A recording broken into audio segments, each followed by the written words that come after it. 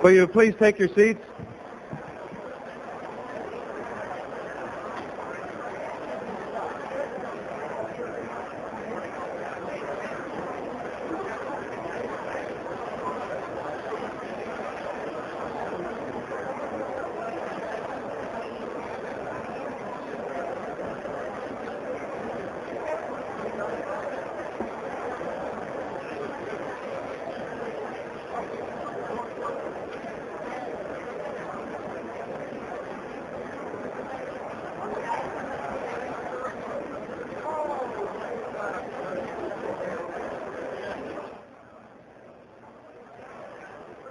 Please take your seats. We'll get underway.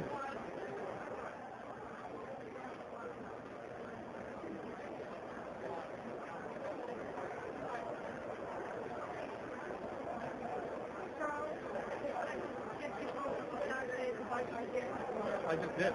Oh, okay. It was a memorable one. Okay.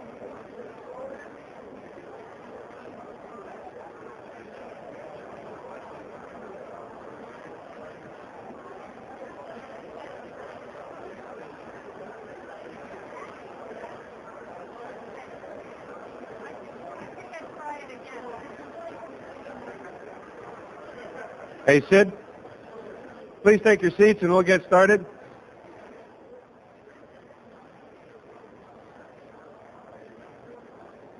You guys already shake your hands or what? Yeah, she told us to start behind the podium. Oh, okay.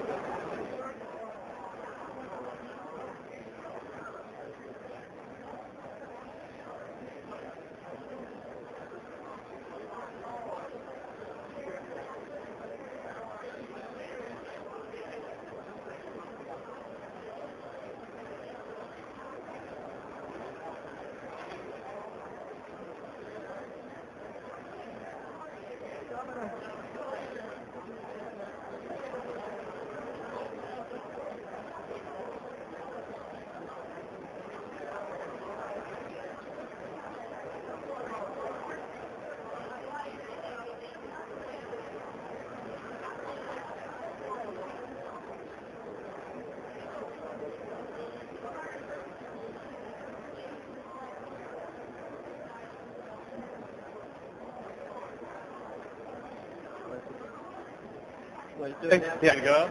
Yeah.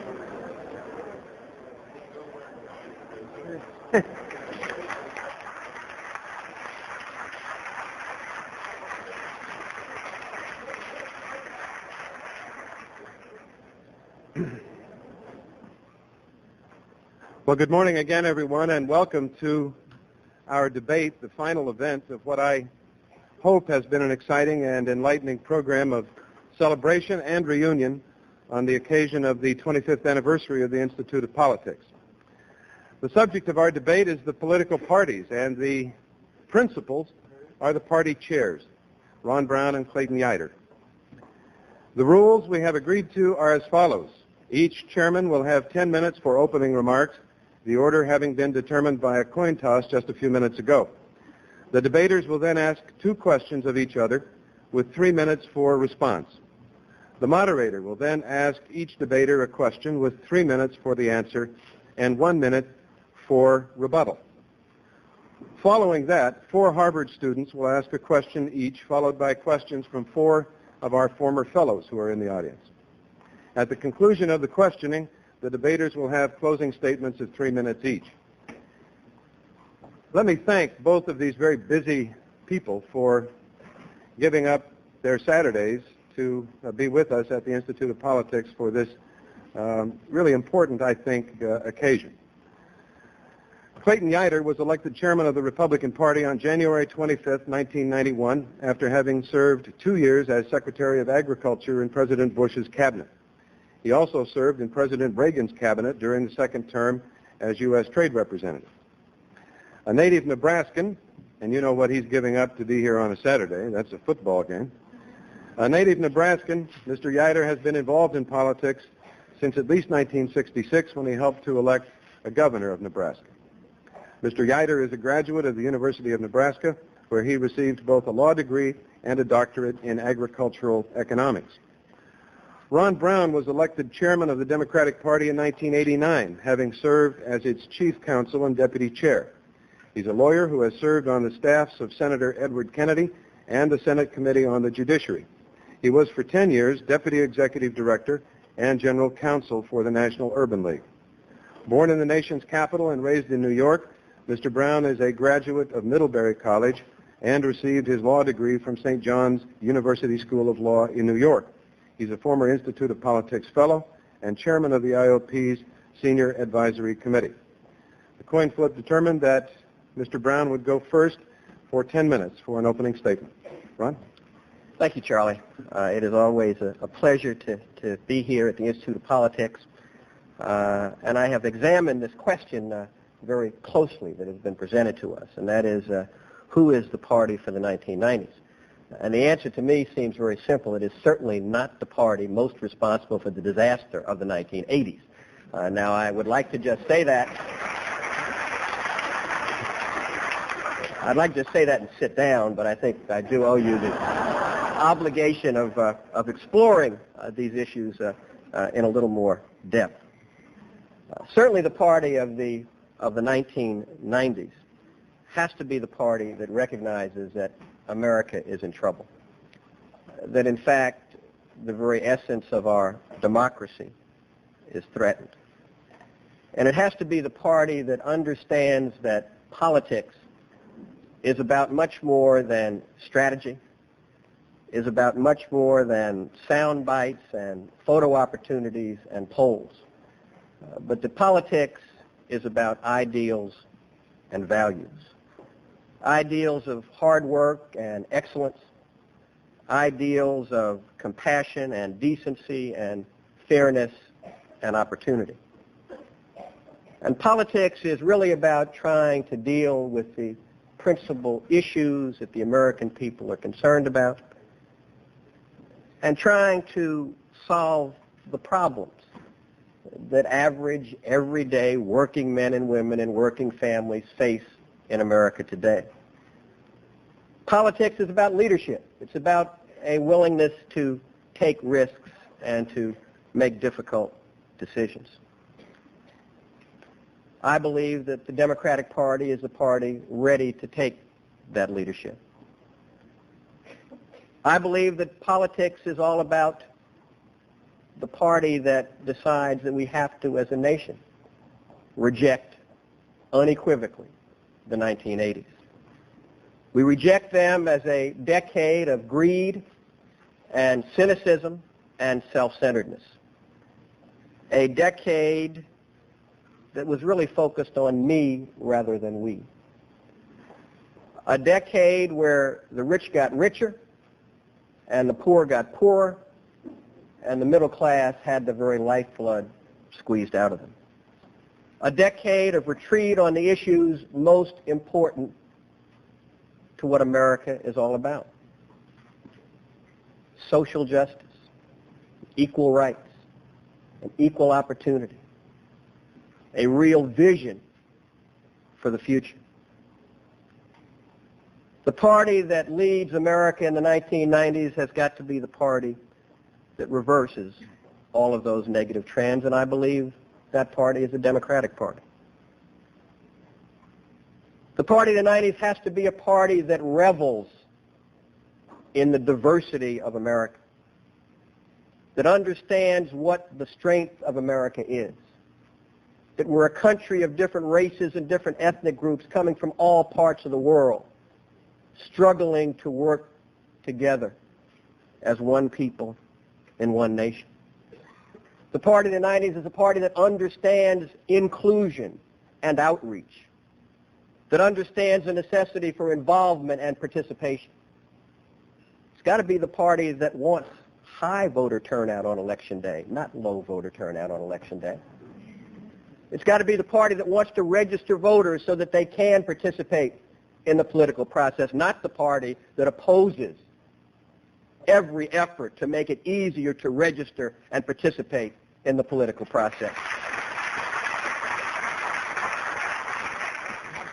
And in that regard, it's got to be the party that rejects negative wedge politics. We all know what a wedge is and what a wedge does. It splinters, it divides, it separates Americans from Americans. We've got to have a party that leads America that says, let's stop ripping at the very fabric of America. Let's start understanding that there's more at stake than one campaign. Let's start understanding that the American people are saying enough is enough. Let's deal with the real issues that are on the minds of our people. I believe that party is the Democratic Party. The party of the 1990s has to be a party that recognizes that we have deep-seated economic problems in America, not the party that denies that those problems exist. First, President Bush said, what recession? No recession. Then he said it'll be short and mild. Then he said, it's over. Tell that to the over 10 million Americans who are out of work today. Tell that to the 4 million Americans whose unemployment compensation has expired and this administration, this president, doesn't want to extend them. Tell that to the two clerks I saw last night at the CVS store right up the street who recognized me and said, I know who you are. You know what you ought to run on in 1992? They said, we're both law school graduates, and we're working at night cashiers in the CVS. Tell that to Chrysler and Ford and General Motors, who are announcing today that their losses for this quarter are $2 billion. We've got deep-seated economic problems in America. George Bush seems to have an economic recovery plan for the Soviet Union. He's got one for Kuwait. He's got one for Eastern Europe. The party that leads in the 90s will be the party that has an economic recovery plan for America.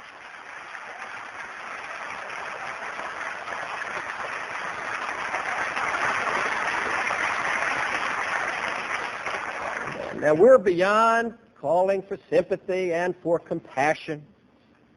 We're beyond calling for understanding. There seems to be a basic lack of reality in this administration. We need a party to lead in the 1990s that understands we are now competing in a global economy. Very complex, very different than it's been in years gone by. Talk of free trade is fine, but what about fair trade? Talk of workers overseas is fine, but what about American workers? What about our infrastructure? What about job training? What about education? So that we can compete in this complex global economy. The party that leads in the 1990s must be a party that understands the role of government.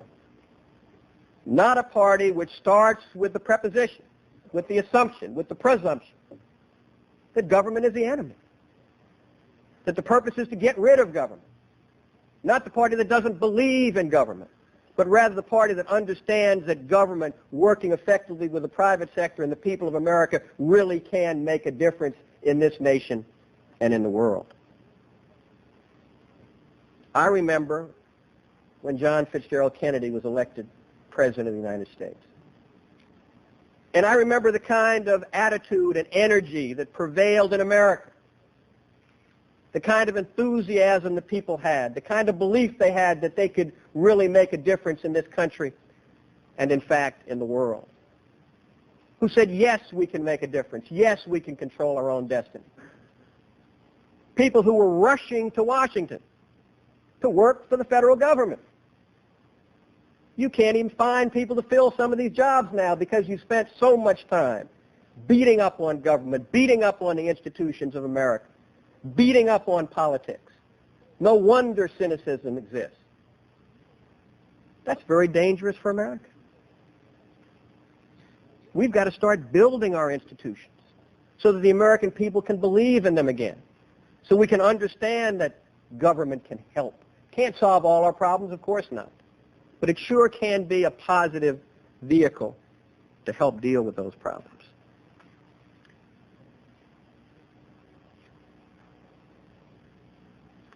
It seems clear to me that when we Democrats talk about the future, it's not enough just to be critical of George Bush and this Republican administration. Lord knows there's enough to criticize. But the fact is, we've got to have a plan and program and vision of our own. And I frankly think it's very simple. It has three basic elements. One, we have to say we must reinvest in America, in our infrastructure, in our schools, in our health care. 37 million Americans with no health insurance, another 60 million underinsured. That's a disgrace. We've got to reorder our priorities.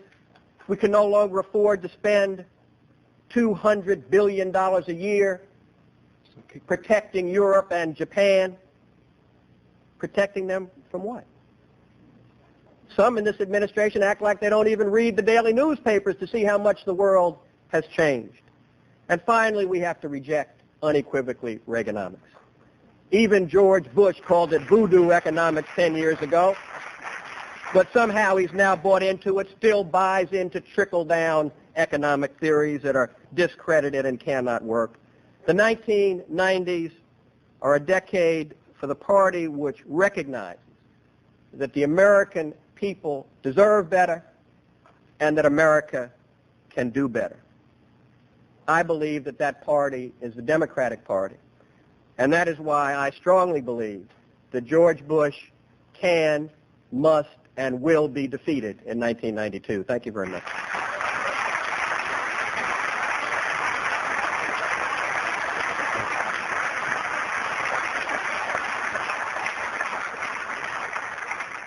Mr. Utter, we owe you 1 minute and 28 seconds, which you can have at the in this 10-minute block of yours. Clayton Utter. Thank you very much, Mr. Royer. I will, however, try to stay within the 10-minute time limit. You better take all you can, Clayton.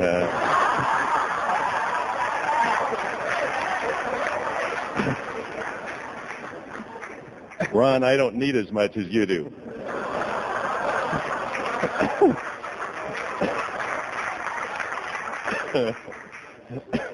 I ought to get it out to a good start. Mr. Royer, ladies and gentlemen, and Senator Kennedy, it's nice to have you here joining the program this morning as well. I'm told there are actually one or two Republicans in the audience here. I haven't spotted them yet. Hey, there we go. Thank you very much. Now I can relax.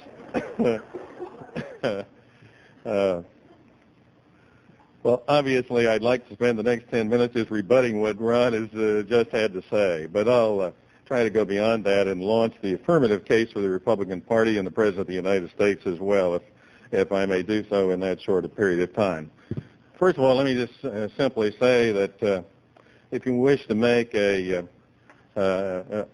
simplified comparison of the performance record of the two parties, you can do it by evaluating the two branches of government in which each has a responsibility at the moment, with the Republican Party in charge of the executive branch and the Democratic Party in charge of the legislative branch. The last time I looked at approval ratings, which was a few days ago, I believe the approval rating of the branch under the jurisdiction of the Democratic Party was in its 20s.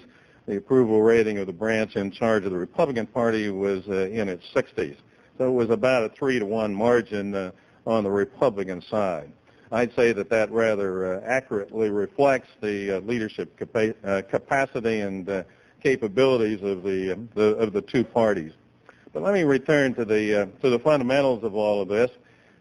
Certainly, executive leadership is incredibly important to this nation today, and in my judgment, our Democratic friends haven't even formulated a farm team yet, let alone generating the experience and the background and the knowledge to perform effectively in the arena outside of the United States. Ron suggested that the Republicans had a recovery plan for the Soviet Union, Kuwait, and a lot of other places, but not for the United States. It is important to nurture along that process in the Soviet Union, Kuwait, and a lot of other places, but I don't think anybody in the Democratic Party has the foggiest idea how to do any of that. So it seems to me when you look at executive competence and the ability to handle ourselves in the world over the next decade or 2 decades, all of the responsibilities for in that arena should lie with the Republican Party because that's where the competence is today. You all know President Bush's background and the tremendous international experience that he's had and the track record that he's accumulated through the years, so there's no need to embellish upon that. But there's a lot of strength in the cabinet, too, and I think we ought to be very proud of that. Jim Baker, if the Middle Eastern situation materializes as we hope, is going to go down in the history books, and your grandchildren and great-grandchildren are going to be studying about him a few decades from now. Dick Cheney has provided magnificent leadership in the Defense Department, as was demonstrated in the Persian Gulf situation. Mike Boskin, brilliant economist heading the Council of Economic Advisors. I wouldn't be at all surprised if Mike sometime in the future becomes a Nobel Prize winner.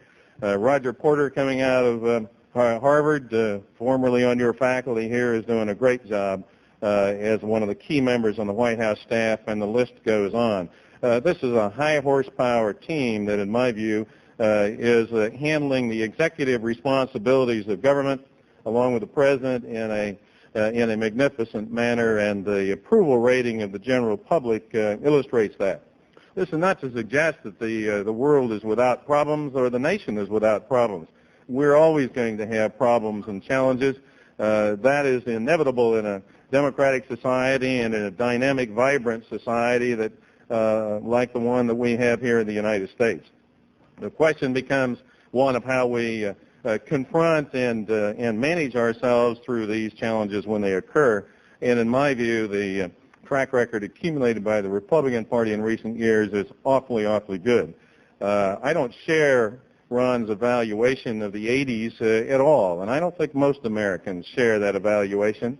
I was just looking at some numbers as Ron was making that statement, and I noted that tax revenues in the 1980s were up almost 80% for the decade. That has to be one of the highest growth records of tax revenues in the history of the nation. That's indicative of generation of incomes. You don't pay taxes unless you generate incomes. And the fact is, all income levels, every one of them, from the lower fifth to the higher fifth, every income level was up. Now, Ron's going to make an income redistribution argument and say the higher income levels, people benefited more in the 80s than did the lower income level people, and that's right. But every boat was lifted, not every individual boat, but every category of income levels was lifted in the 80s. And if that's a reflection of greed, then that's, it seems to me, something that to which most Americans aspire, because most Americans do want to live better, and they want their children and their grandchildren to live better as well. Now, with respect to the fundamental differences between the two parties, it seems to me that those are still very evident to everyone. And you can make your choices. I gather most of the people in the room have made their choice, Ron, to join your party, and that's certainly their privilege in a democratic society. Fortunately, the trends in that direction seem to be coming our way. And in my judgment, they're coming our way for a very good reason. They're especially coming our way in the younger categories, in the 18 to 29 age group. And we're very pleased that that is occurring as well. I don't know whether that's true in Harvard, but it's sure true for the nation as a whole. And I happen to believe that's an encouraging and propitious development, which indicates that the young people of this nation understand what's going on better than maybe my generation and your generation do, Ron. What's happening is that the world as a whole, too, is shifting in a Republican policy direction, in a sense, because countries like the Soviet Union and Eastern Europe are throwing off the shackles of government intrusion and infringement in their lives, and that's a welcome development to all. They're shifting into a modus operandi based upon free enterprise and job creation, the kinds of things we've been espousing the Republican Party for a long time. The use of economic incentives in our society, the generation of market forces to make decisions rather than having bureaucrats do that. The values of entrepreneurship, letting people start from the bottom and succeed in this nation, rewarding outstanding performance rather than mediocre performance, the benefits of self-reliance, and the benefits of family values. That's a Republican agenda, and I think it's an agenda to which most Americans today aspire and which most Americans seek to follow. And this is happening more and more throughout the world, which is a most appropriate development, and we hope it'll succeed elsewhere in the world just as it is in the United States. In fact, it seems like it's only the Democratic Party that continues to go off in the direction of government attempting to solve the problems of society. So let's hope that we'll get further enlightenment on that as time goes on. Government isn't the answer. I've been in and out of government for a good number of years, probably more than anybody in this room. And I certainly do not ascribe to the fact that government has no role in society, and I don't think the Republican Party does either, Ron, contrary to what you were suggesting. But government is not the answer. And it seems to me what we have to do is get a proper balance of government and the private sector. And I think the Democratic Party tilts too much toward governmental answers for the problems and challenges of society, and too little toward having a viable, dynamic, energetic private sector where the individual accomplishments of people like you sitting in this room generate the enhanced standard of living in our society. So I think we're moving now toward the right course in this nation, and we ought to stay the course. We're having economic travail today, as Ron indicated. We all know that. But let's remember that we live in a cyclical society, and we have recessions under both Democratic and Republican administrations. We're going to have recessions under both Democratic and Republican administrations for a long time to come. We're going to pull out of this recession, and I hope we can take the right policy actions to make sure that occurs. Hopefully we'll have a little more time later in this program to focus on what those policy actions might be. But let's not muck around now and take actions in the arena of fiscal policy that will do more harm than good in a recessionary environment and set us backward instead of forward. Some of you may have noticed the response just a little earlier this week to the tax proposals of Senator Benson, which were allegedly to give some relief to middle-income taxpayers. The markets immediately plummeted in response to that proposal, which means that the middle-income taxpayers, middle-income workers, were actually adversely affected overnight within a period of just a few hours after that proposal was made, even though that proposal has not yet been enacted into law. There's much more that can be said in articulating the differences between the two parties, but suffice it to say that I'm a lot more comfortable in a party that puts much greater emphasis on self-reliance than I am in a party that continues, after all these years, to put enormous emphasis on government as the solution to the problems of America or the world. Thank you, folks.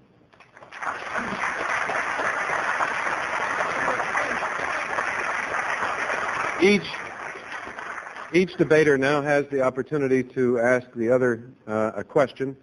The questions must be less than a minute, and we have 3 minutes for a response. The first question is from Mr. Brown to Mr. Utter.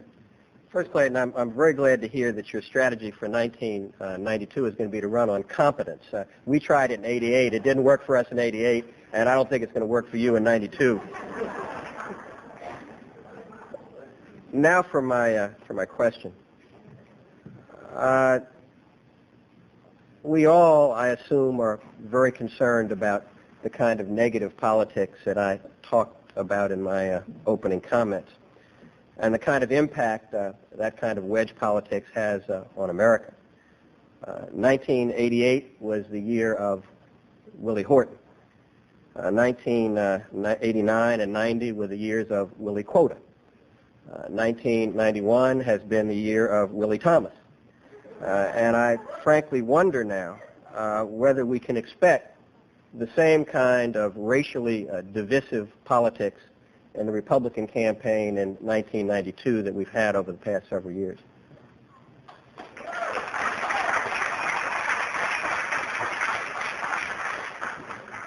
First of all, Ron, I'm not surprised that the competence argument didn't work for you in 88. The problem was your team didn't have it. So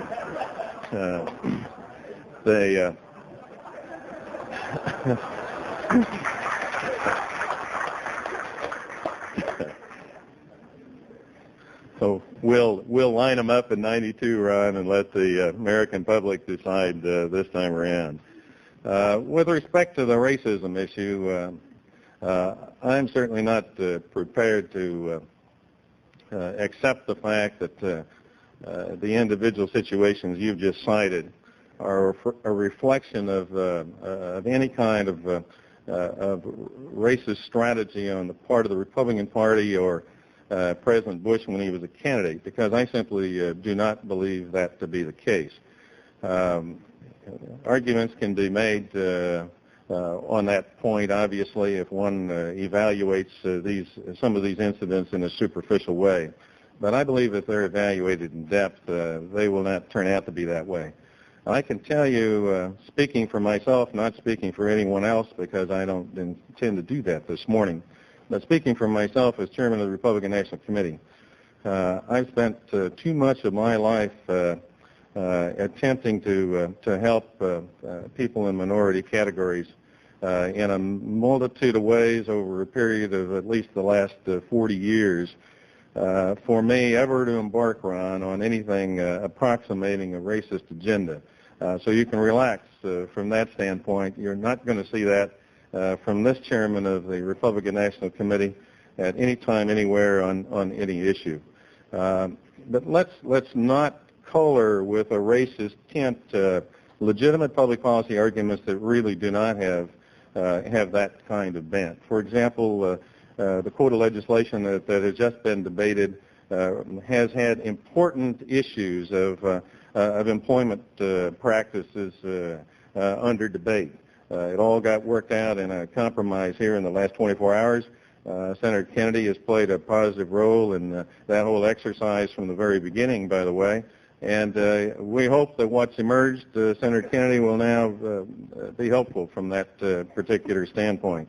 Insofar as the Clarence Thomas proceedings are concerned, if I were the black population of America, I would certainly be exceedingly distressed by that process, because I think they're the folks who were forced into what turned out to be, in essence, a public spectacle, thanks to a regrettable leak from the confirming committee.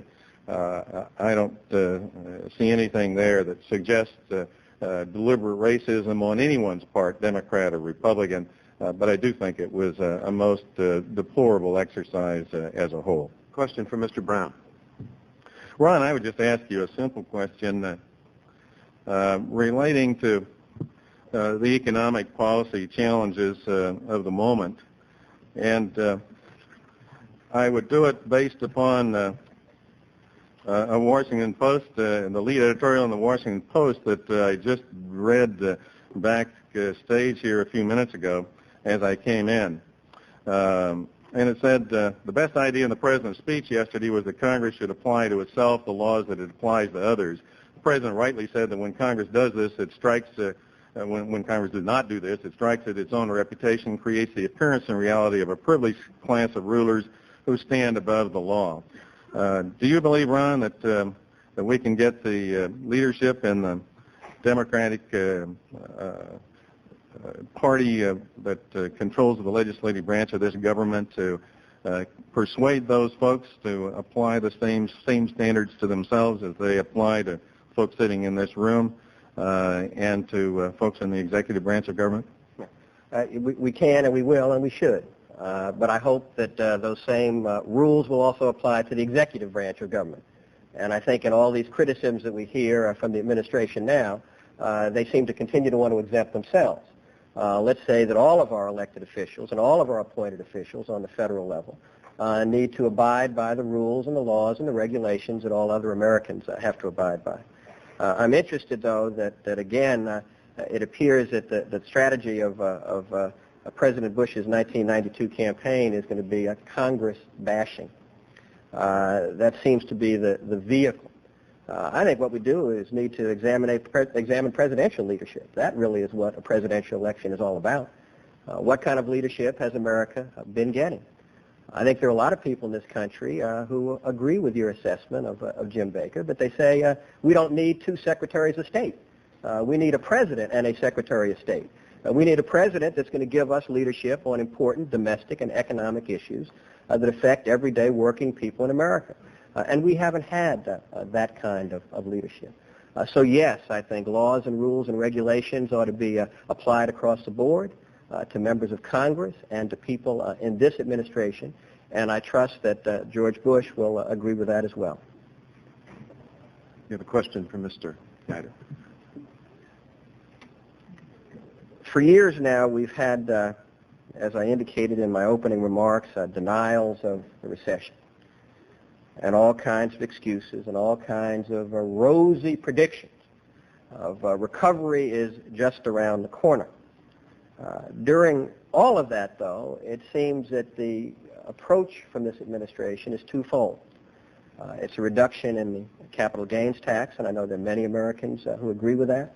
There are many Democrats who agree that targeted capital gains reduction would make some sense as part of a package which dealt with middle-class tax relief, which is the tax relief that is most needed in America because middle-class Americans are the ones who were most abused during the 1980s.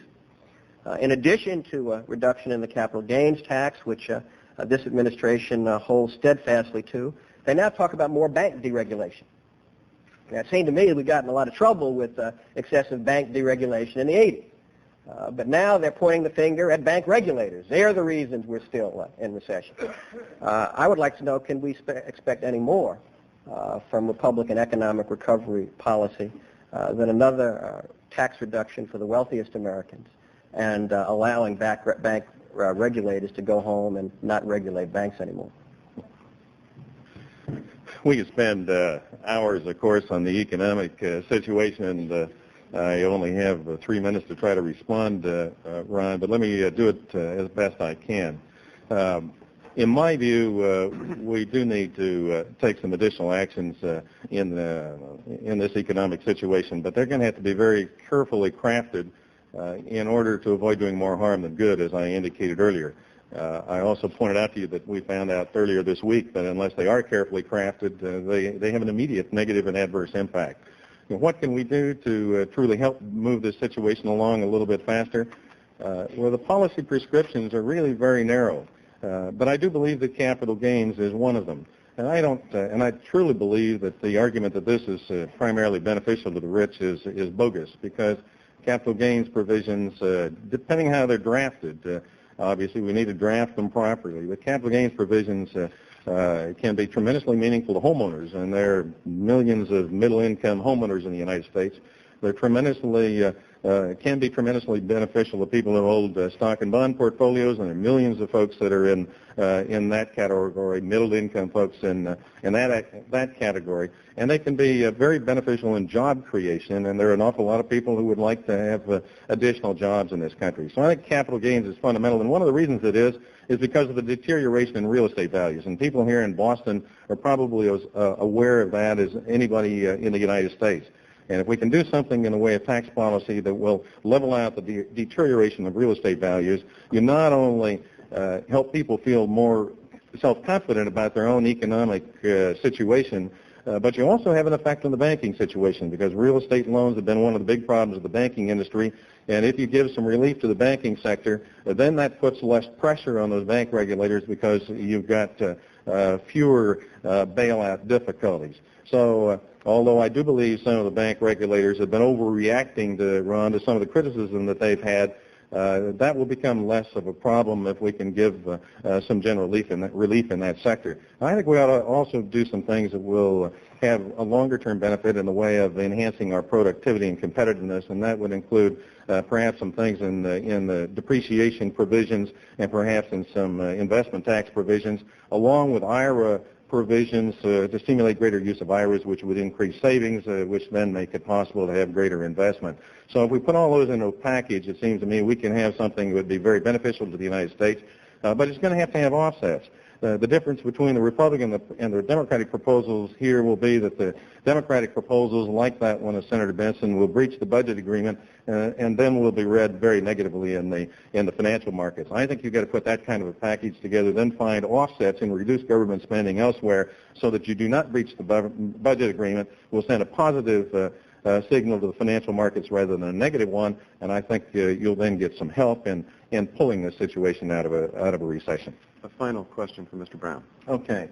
Let's do one that's just a bit of a follow-up to that, and this one comes out of another Washington Post editorial, Ron, and as you know, Washington Post is not exactly a Republican paper, but this came as a reaction to Senator Benson's tax proposal, but it gets to the whole question of spending priorities and spending levels. It says the Democrats have all sorts of other proposals that would also cost a lot of money.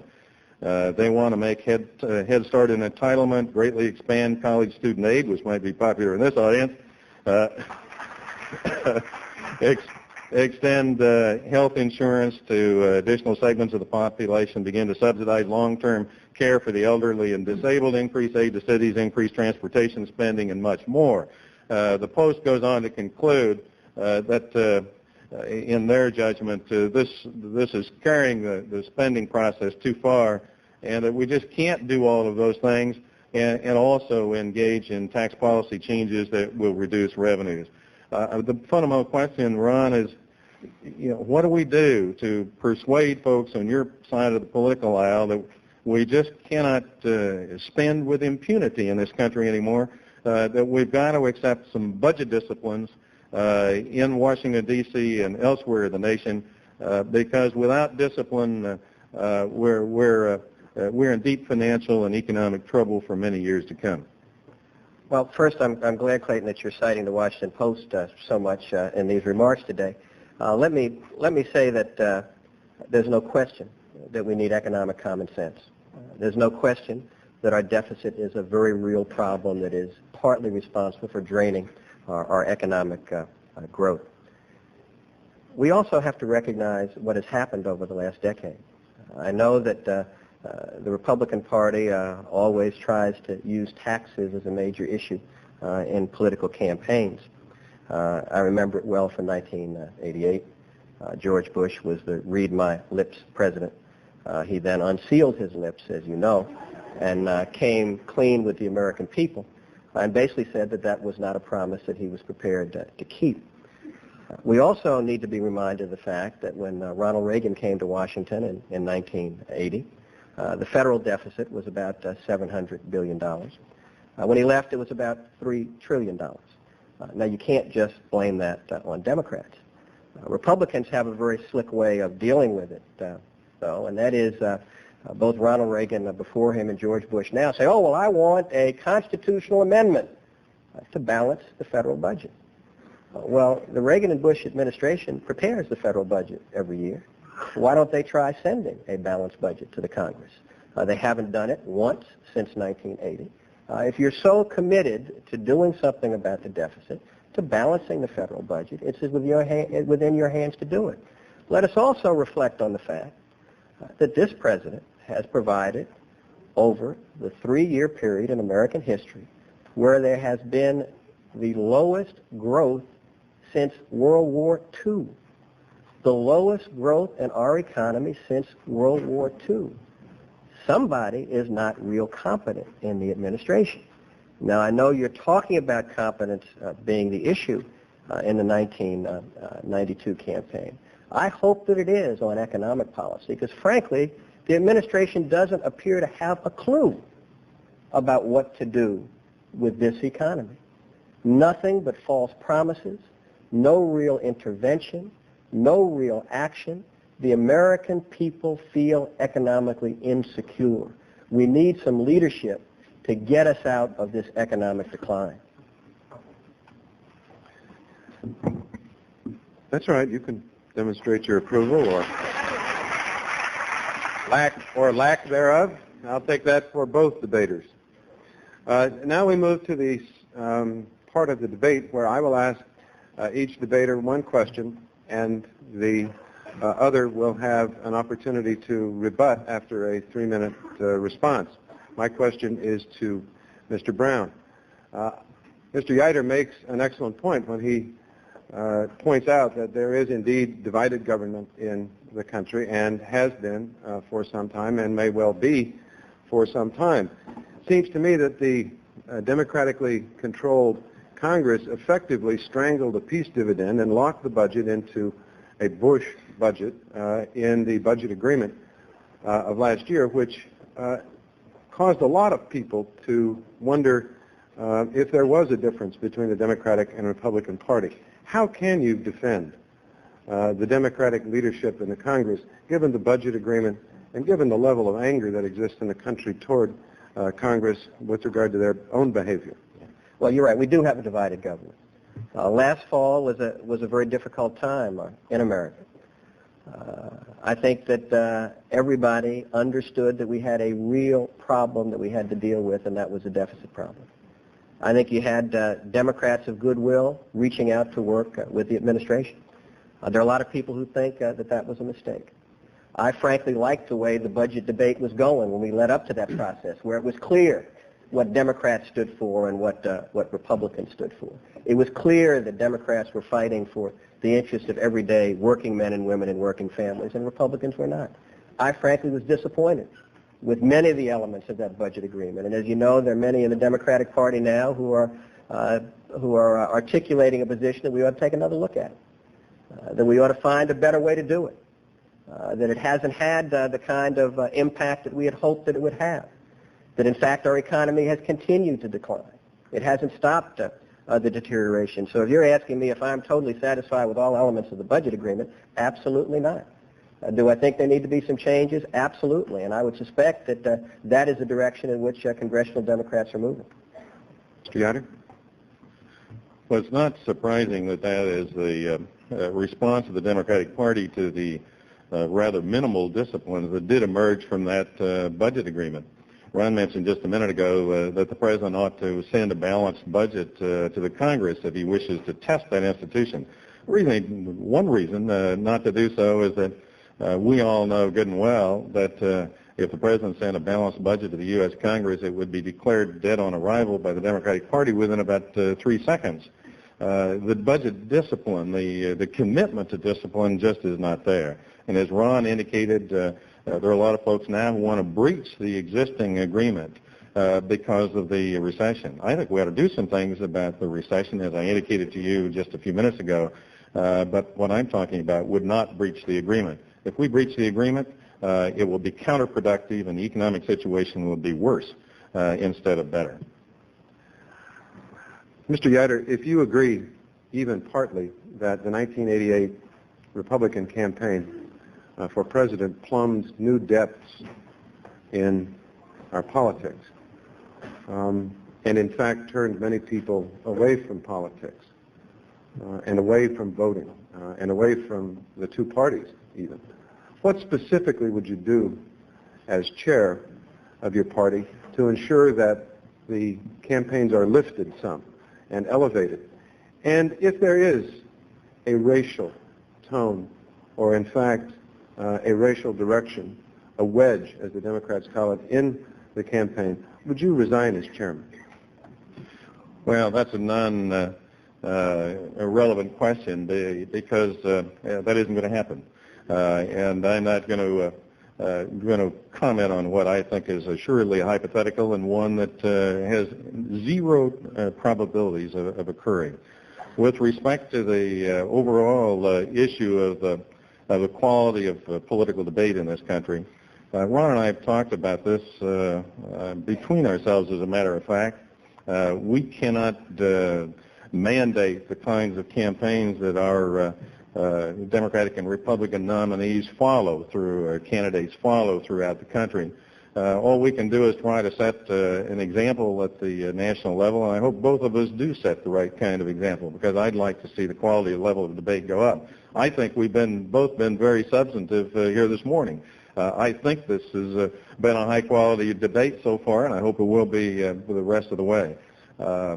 There's a lot to setting an example in the political sphere, and I hope that we can both do that, and we can make sure our folks do. But the fact is, I suspect we'll see a good bit of negative campaigning, however that might be denominated, in 1992 and perhaps for years to come.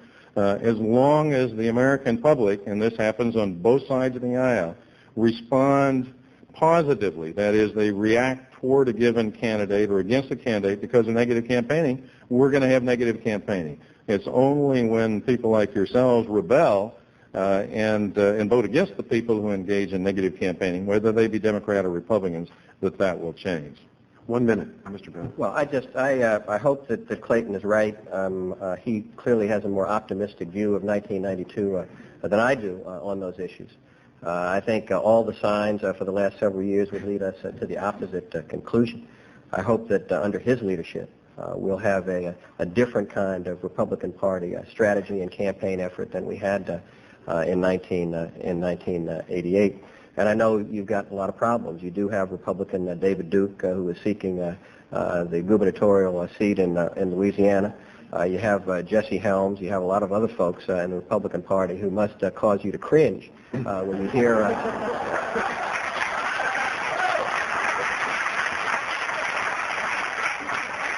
When you see how they use race as a political issue, and I would suspect that during 1988, knowing you as I do, you did a lot of cringing during that campaign as well. So I would hope that both of us working together would try to get the campaign on a higher plane, that we would take responsibility for those in our party who say things that we know are above and beyond legitimate political discourse, and that we would, in the strongest and most unequivocal terms, condemn that kind of negative politics. Now the tough part begins. 4 Harvard students have prepared questions for you. And the first is a question for Mr. Utter from Hillary Norton, member of our Student Advisory Committee and a second-year NPP student at the Kennedy School. Okay, we have a minute for the question, so I'm going to take it.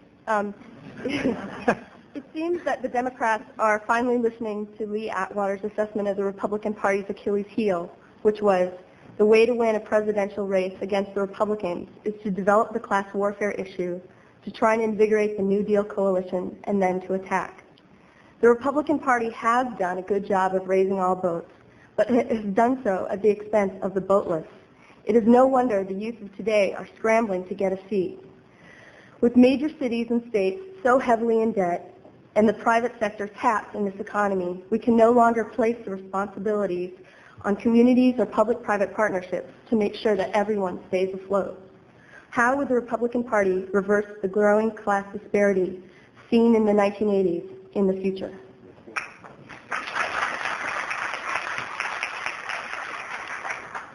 First of all, let me just say that the challenges of negative campaigning are as applicable to one party as they are to the other, in my judgment. I'm not going to personalize that in any way.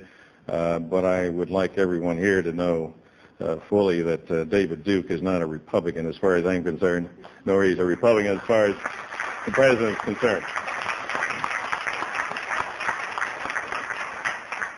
You can give him whatever party label you want to. I hope it doesn't come with either one of these two.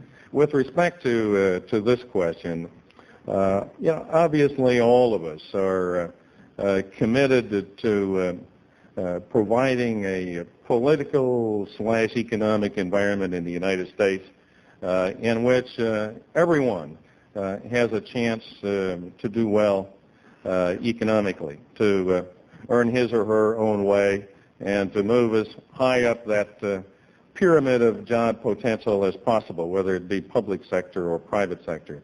The question is how to best go about that. You can't judge that at a given point in time because we live in a very dynamic society. So I would say to all of you young people in the room today, don't be gloomy about your job prospects or your earnings prospects over a lifetime because of the blip in the economic situation that is extant today.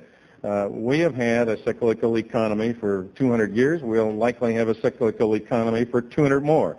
We believe that dynamism is a healthy thing. That's a price we pay for the free enterprise society that we have. If we want total stability, we can go to the system that was just abandoned by the Soviet Union. I don't think anybody in this room wants to go to do that. But people there are cared for. They're just not cared for very well throughout almost all of society. The opportunities here in this nation are still phenomenal. And even though we certainly have not achieved perfection in American society under any administration, Democrat or Republican, the fact is we do a better job than anybody else in the world does, and we ought to keep that in perspective. Sometimes we need to count our lucky stars and count our blessings. I was just to give you a comparison on the unemployment front, where clearly none of us wants an unemployment rate in the United States to be any higher than absolutely necessary. Ron mentioned this in his first series of comments. But the fact is, though we have 6.7 or 6.8% unemployment, which is higher than we'd like it to be in this recession, I was just in Ireland, and Ireland now has almost 20% unemployment. So all things are relative, and we've got to recognize that that there's, well, it's, you can be critical of that and say that's harsh, but the fact is you've got to evaluate what you can do to alter that. And the fact is, if we alter that by proposals like the ones that have recently emerged from the Congress, the cost of those proposals will go on the backs of the folks that are allegedly, the Democratic Party is now allegedly trying to help, the middle class, because they will pick up the tab for those additional unemployment benefits if that be the answer. I think the far better answer is to try to generate jobs in this country. Let's put people back to work rather than just extending unemployment compensation benefits forever. Doug Miner is a senior at the college and a member of our student committee. Yes, Chairman Brown, it would appear as though a very potentially serious thing is going to happen to the Democratic Party in the future. And on the subject of reapportionment, the Bush administration, specifically the Justice Department, is very craftily using a letter of the Voting Rights Act to draw certain, or to attempt to draw certain congressional districts that would, although create more minority districts, also create what would most likely be more Republican districts.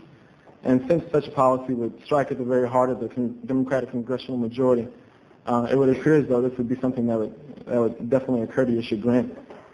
This alliance also seems to be very formidable simply because you're going to have Democratic minorities in alliance with Republicans, and that also appear to be something that would be very detrimental to your party.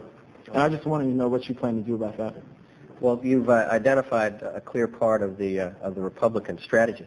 Obviously, reapportionment is terribly important to the politics of America, and there's nothing that happens in America that is more political than reapportionment. So I'm not surprised, although I'm somewhat chagrined by the Republican tactics. Frankly, if the Republican Party had its way, it would like to pack every African American and Hispanic person in America into one congressional district.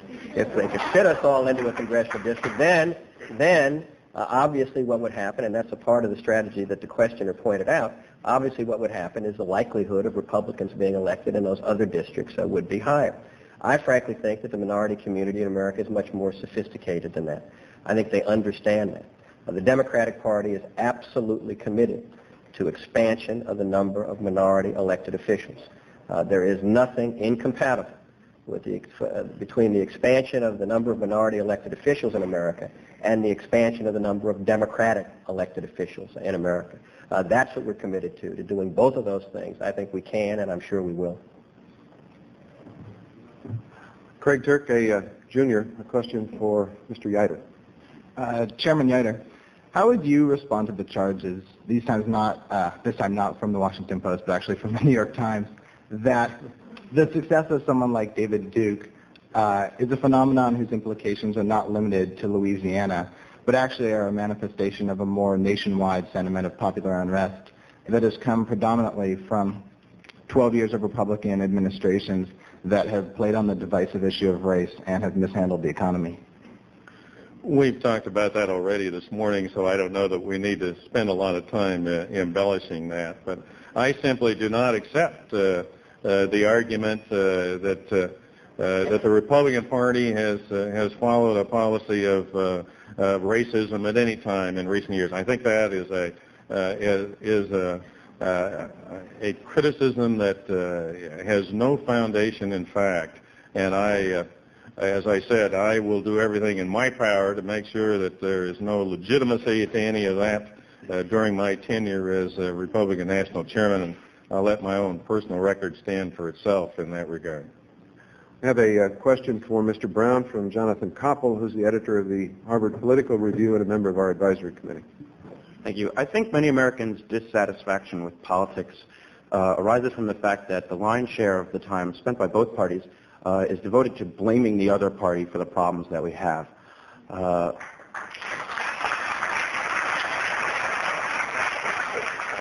Perhaps it's brash for me to say that I'm somewhat disappointed that I think that this morning the same took place. Thank you.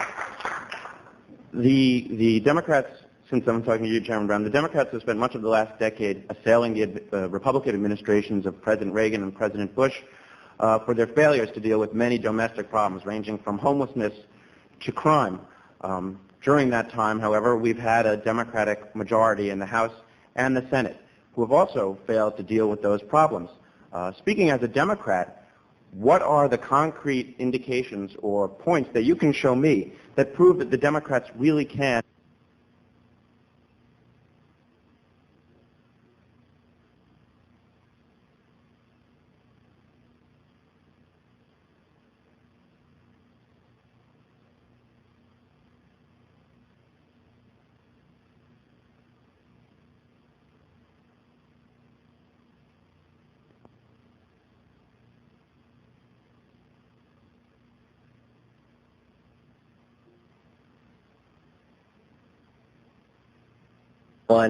during this morning session that has talked about polls, but even the polls say that.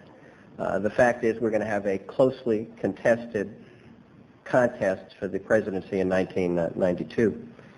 I am as frustrated as you are with the divided government that we have. And the divided government really leads to the kinds of exchanges that you were critical of this morning and that have been going on in American politics for too long. I would submit to you that it is much more likely that a Democrat can beat George Bush in 1992 than the Republicans taking control of the House or the Senate. So those who want to make sure we have a unified government can best do it by supporting a Democrat for president in 1992. Let me talk for a minute about the specific things, because there are specific things. And again, I hope you're not going to accuse me of just being critical. The fact is that there have been 26 vetoes in the Bush presidency. We have had good legislation going to the White House that dealt with some of the problems that America needs to deal with. And this administration leads by veto. That is not leadership.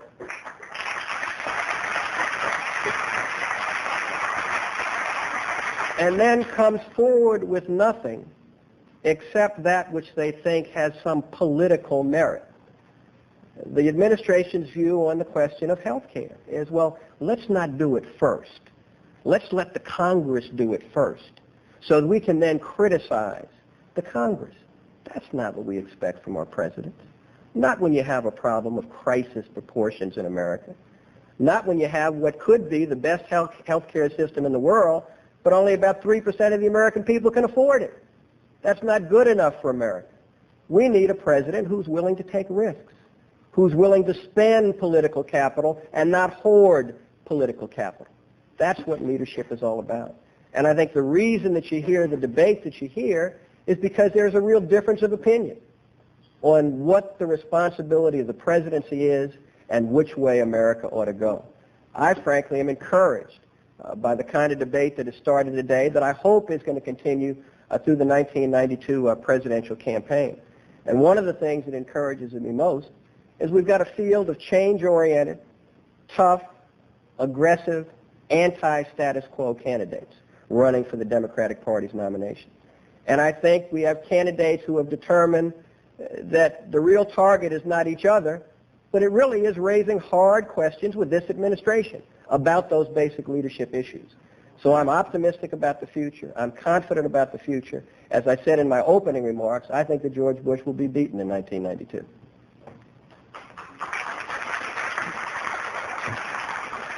Our final 4 questions come from former fellows at the Institute of Politics. Margaret Carlson is Deputy Bureau Chief for Time Magazine in Washington. Mr. Yoder, moving away from economic issues for a moment, social issues cut well for Republicans in the 80s, in particular abortion. As the Supreme Court agrees to hear these cases which challenge Roe v. Wade, the pro-life position might not cut as well for you this time around. So much so that your predecessor was talking about a big tent in which you could bring in pro-choice voters. What's your position on that, and what will you do about the plank in your platform, your pro-life plank? The microphone wasn't working too well there, so if any of you did not hear the question, it was, how would will we as a party respond to the abortion question in 1992, and will this lead to any change in our existing platform language on that subject? With respect to the issue itself, I've said in innumerable speeches over the last 9 months that I would hope that there's ample room in both parties for people with views up and down the spectrum on that issue. It seems to me that all of us ought to make a decision about party allegiance based upon a whole composite of factors that are important to us. That may be one in each case, but I can certainly easily articulate 15 or 20 others that would be important to me in determining whether I want to register as a Republican or register as a Democrat, and I suspect the same would be true of most people in this room. So I do subscribe to Lee Atwater's big tent theory. I think there ought to be a big tent in both parties that would be sufficient to have people of all views on that subject. Putting it another way, I hope that neither of us would say that simply because someone is pro-life, he or she ought to be drummed out of a political party in America, or because someone is pro-choice, he or she ought to be drummed out of either party in America. With respect to the platform, that's a bit different situation because, as you know, the Republican Party does have a pro-life platform.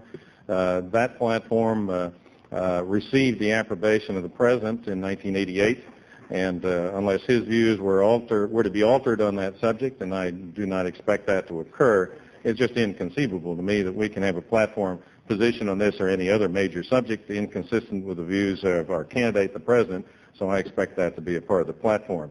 But as you know, not everyone in the world subscribes with every individual segment of anybody's platform. Question for Mr. Brown from John O'Sullivan, who is editor of the National Review. Mr. Chairman, if I'm a little nervous in putting this question, I have to confess I'm intimidated at being in such a high-minded gathering. I remember a New York Democrat said to me once, "Say what you like about negative campaigning, at least it's a good deal more honest than positive campaigning." Could I, the Anita Hill, Clarence Thomas cases brought to the fore again gender politics. And of course the gender gap is once again being discussed. And when it is discussed, it's normally thought about as an advantage to the Democrats. But as you must know better than anyone, the figures for the last presidential election suggested that although the Democrats enjoyed a very slim majority among women, there was a 16-point lead for the Republicans among men. Assuming that you're not intending to disenfranchise men, and who knows what bright idea the Kennedy School will come up with next,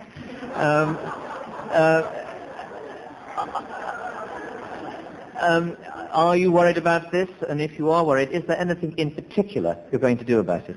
Well, let me speak to both aspects of your question. First, the gender gap. The gender gap is there, and it ought to be there.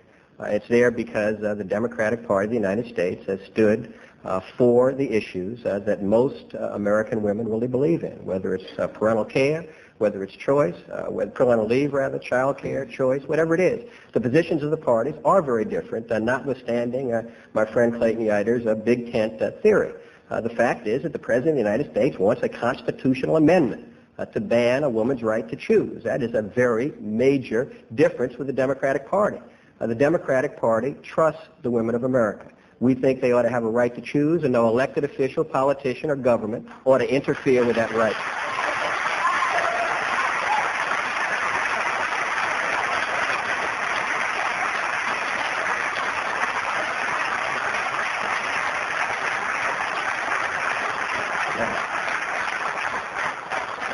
Let me say something about the part of your question that dealt with the other gender, men. I think that there are three things that we Democrats have to do to be successful in 1992, and we have to do them all well, and we've got to reject the Republican theory that somehow these missions are incompatible. Number one, we have to continue to earn the respect and trust and confidence and support and votes of our core constituents. Those Democrats who have been with us through thick and thin, that have been the very base of our party, the backbone of our party. That's common sense politics. But that's not enough to win a general election for President of the United States. We also have to reach out to new voters, and that is principally new immigrant voters coming into the voting population for the first time, particularly important in key states like Florida and Texas and California. But it also means young voters. Voters who I will acknowledge we have not done as well with in the past several election cycles as I would like us to do. And finally, we do have to get back some of those who have deserted the party in the last several election cycles. And yes, those are disproportionately white working-class men. The way you get them back is to speak to their issues, to address their needs and goals and aspirations. That's what the Democratic Party is doing. You heard Clayton Utter acknowledge the fact that Democrats are proposing middle-class tax relief. That makes sense. If anybody needs a tax break in America, it's middle-class people, people who have suffered the abuses of this trickle-down economic policy during the 1980s. So we take very seriously the fact that we've got to do better among all voters in America. We try not to see the American population as a set of little groups, but rather as a nation that we have to bring together and make unified and whole. And that's what we're going to be attempting to do as we reach out in those three separate directions. Question for Mr. Utter from Lamont Godwin, Senior Director, American Express Bank. Mr. Utter, I have a question for you about the Republican Party's Southern strategy. When I was a fellow here in 1985, I invited Lee Atwater, who was a good friend of mine. We disagreed on everything, but we were friends. I invited him to come and talk to my study group about the Southern strategy. And he explained, brilliant presentation, used the blackboard, how the party was going to use race as a wedge issue to divide the black and white working classes to the benefit of the Republican Party. How they were, in effect, going to recruit the redneck vote, David Duke and his constituency. I wish Lee was here now to see how the strategy is backfiring, because you now have these people solidly in the Republican constituency. So much so that Duke, former Klansman, and his people identify with the Republican Party, and he sees himself as a Republican, even if you don't. What he has done in Louisiana is defeat the Republican candidate to the White House, and he probably will elect the Democrat, who otherwise would have had a difficult time getting elected. My question is, are you worried that this strategy, which you have used so effectively in the last 3 elections, will backfire?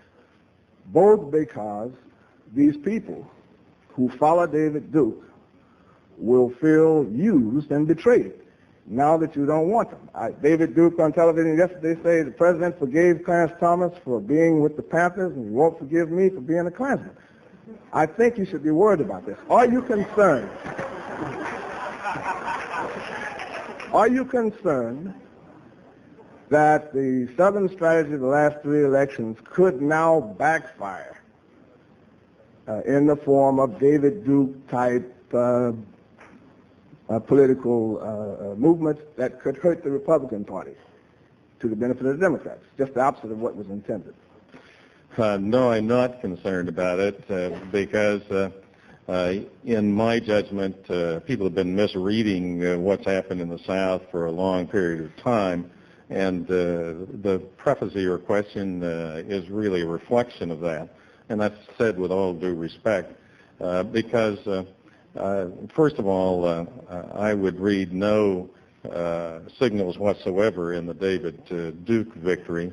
That's an aberration that we hope will be a one-time aberration in this nation forevermore. And I don't accept the analogy as between Clarence Thomas and David Duke at all in terms of prior backgrounds. But whatever the case, people can give themselves whatever political denominations they wish, I suppose, in a democratic society, although there could be some legal implications on that. But the fact is the gentleman is not welcome in any party with which I am associated. But to go to your broader question, which is what's happening in the political spectrum in the South, it seems to me that the South has for a good number of years moved Republican, not because of wedge issues. I happen to think that would be a very small and maybe insignificant part of the reason.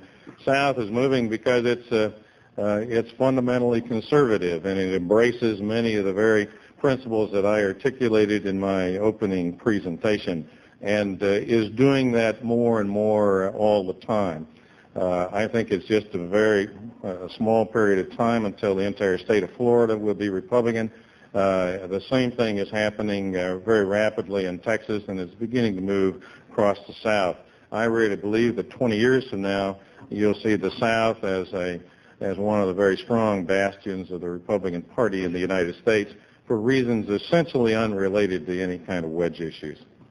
Final question from John Deerdorf, who is president of Deerdorf Associates, and his question is to Mr. Brown. Let me preface my question to Chairman Brown by saying that while I know Clayton Utter to be a very decent man, I am, as a Republican, very concerned that David Duke somehow finds himself comfortable in the Republican Party today. And I don't think that's an accident, and I hope that you will use every ounce of influence you have to avoid the kind of campaign that makes the David Dukes of this world feel comfortable in the Republican Party.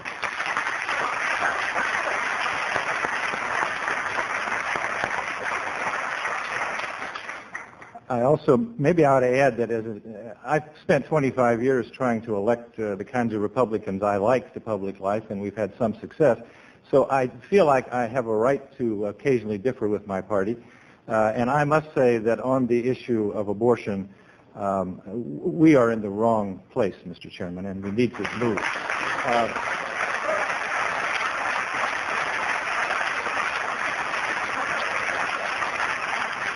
Ron, what I wanted to ask you about, though, you spoke against negative campaigning. I bear some burden as a consultant for that over the years, and I have a lot of rosary still to say before I pass on here. But what I'm concerned about is that the message that the Democrats seem to have gained is not that this is so awful, but that we have to learn how to do it. And the Frank Greers and the Bob Squires and others simply have adopted the position that the solution is to hit earlier, to hit harder, and to hit as low as they can in the hope of stopping these attacks before they begin. One thought that has occurred to me, and I wonder how you would feel about this, at least in the presidential election next year, it seems to me, in the general election in particular, that we ought to get rid of the vehicle for the delivery of these negative messages. That is the 30-second television commercial. Why can't we agree as both parties, and why can't the two national chairmen lead the way in this, in a new format for our presidential elections? Whatever the argument is in favor of short commercials, by the time two candidates are the candidates for president, they don't need the 30-second commercial except to deliver the most negative possible messages they can think of. And it seems to me that in exchange for free time to debate, to talk at longer segments about their positive positions on the issues, it ought to be possible first in 1992 to broker some voluntary agreement to get rid of these kinds of short messages, and then to put that into the law for 1996 and beyond, because why should the American people be paying each party or each presidential candidate $35 or $40 million, most of which gets used to deliver the very kinds of messages that you think are bad?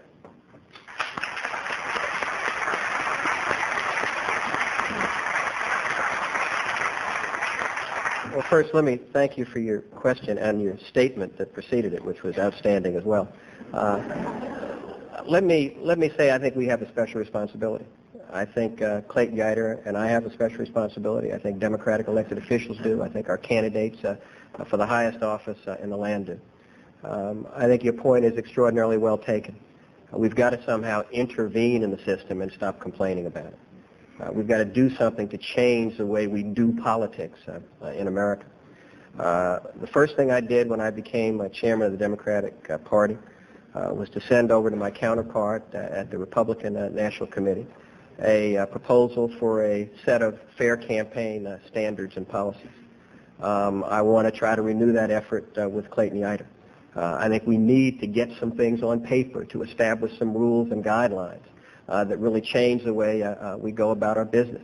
I think we've got to have real debates so that the American people can have a sense of where folks stand and what they believe in and what they stand for and who they stand with in our society. They haven't had an opportunity to do that because of the 30-second TV ads. So I am willing to publicly pledge here today that I will sit down with Clayton Utter and any other Republicans who are willing to sit down on this issue to see if we can construct some guidelines that make sense so that we can get American politics back on track.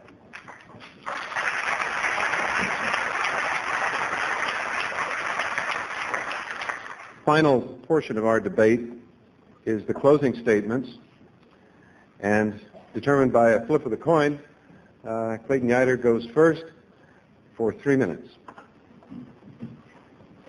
Thank you, and may I say thank you to all of you for your involvement today. That's what makes a democratic society function, and irrespective of our viewpoints and individual issues, it's good to see young people participating in the process, and I encourage you to do that for the remainder of your lives. Secondly, to the essence of what we've said this morning, let me make just 3 or 4 points very quickly. First, I'd like to make a point about redistricting, which was involved in one of the questions directed to Ron, because I think it is an important issue for this nation in 1991, probably our most important political issue of all, because it's going to determine the political landscape in which all of us operate for the next 10 years. We only do this once a decade. The question related to the use of the Voting Rights Act to secure additional representation for minorities. And I simply wanted to comment that, in my view, it is not only perfectly appropriate, but logical and sensible for Republicans and minority groups to join together in this effort because we have common cause. Ron's Democratic colleagues did a splendid job of gerrymandering 10 years ago in 1981. I congratulate them for what they did because they locked in very skillfully and very effectively a lot of white Democrats. They locked out black Democrats, and they locked out Hispanic Democrats, and they locked out Republicans, which is why you see those groups working together now, including here in Massachusetts in a lawsuit that was filed, I believe, just yesterday. Second point I would make related to the fact that Ron said the Democrats have been sending good legislation down to the White House, and it's that bad guy in the Oval Office who vetoes it, and he's vetoed 26 times. All 26 of those vetoes, of course, have been sustained. On no occasion has the U.S. Congress yet overruled a George Bush veto. That maybe suggests that the President has it right and the Congress has it wrong. And maybe that's why the President's approval rating is in the 60s and the approval rating of the democratically controlled Congress is in the 20s. Why doesn't the Congress send back to President Bush the legislation that he has proposed and that is languishing on the desks of that 20-some% approval rating at U.S. Congress? And then finally, let me say, I think a lot of the debate over the next year is going to relate to middle-class values and middle-class aspirations. But what the Democrats have not yet figured out is that the policy prescriptions they take do not follow the rhetoric. They have pro-middle class rhetoric, anti-middle class policy positions. And until that changes to where they make the policy positions do the right things for the middle class, they're going to continue to lose the support of the American public. I think the folks of America know and understand that, and that's why President Bush is going to be reelected by a very handy margin next year. Thanks, ladies and gentlemen.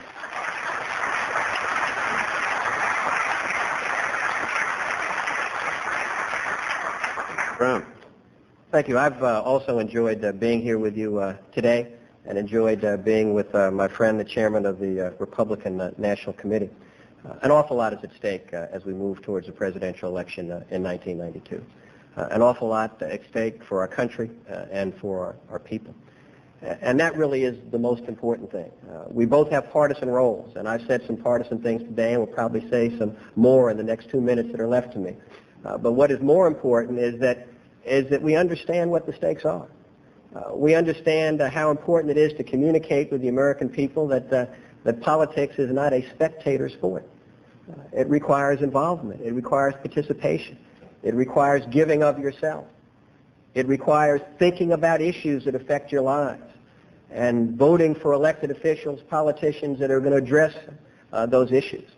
I believe that this administration has been an abject failure on the issues that are of most importance to the American people. Issues of crime and drugs, issues of health care and housing and education, and most of all, issues of this economy. This economy is in awful shape. The American people are hurting. They feel economically insecure. They don't know how to make ends meet. Two-parent families, both parents having 2 jobs now just to make ends meet. Yeah, college loans are important, Clayton, not just to the people in this room, but to all Americans who are trying to uplift and educate their families. Yes, health care is important, not just to the people in this room, but to all Americans who are scared to death. What happens if the breadwinner gets sick? I believe we have an administration that has no domestic agenda whatsoever. I believe we have a president who doesn't really want to roll up his sleeves and get his hands dirty dealing with the difficult problems that face Americans today. We need leadership desperately. We also have to understand that there's a connection between foreign policy and domestic policy. These aren't 2 separate things. You put one over here and one over there. George Bush has set 2 records. One of them I've talked about. It's the slowest period of growth since World War II. And the second is more days overseas than any president since Richard Nixon. Now, he's planning another major overseas trip. And I think in order to show that domestic policy and foreign policy are connected, let's say, President Bush, while you're overseas, bring home some American jobs. While you're overseas, tell the countries you're going to accept American products and let us market them so we can compete. President Bush, while you're overseas, tell them to keep drugs from flowing onto our shores. That's part of foreign policy, President Bush. And I think that's what the American people are saying today. They're saying enough is enough. Let's get serious about the issues that really concern us, that really affect our lives. And that's why I am confident, as I said when I opened this debate, that George Bush can, must, and will be defeated in 1992. Thank you very much.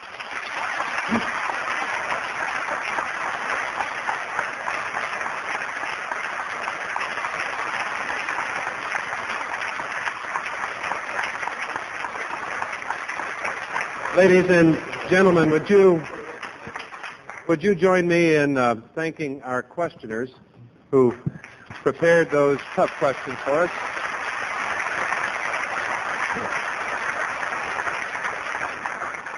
And whatever the party, there's no lack of competence issue on these podiums. I think these two did an outstanding job, and I'm so grateful that they helped us make this an important event.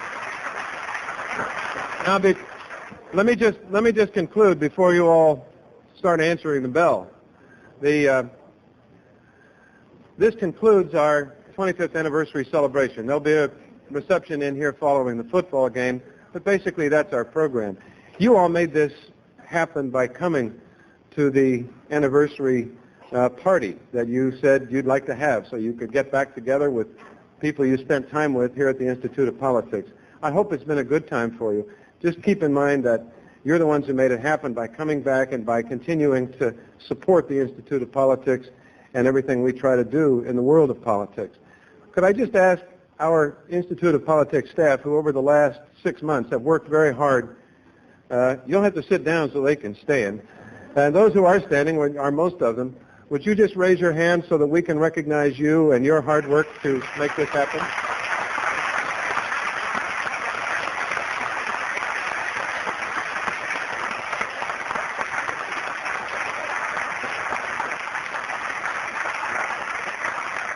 Again, thank you, and we are adjourned. Appreciate you doing it. Glad.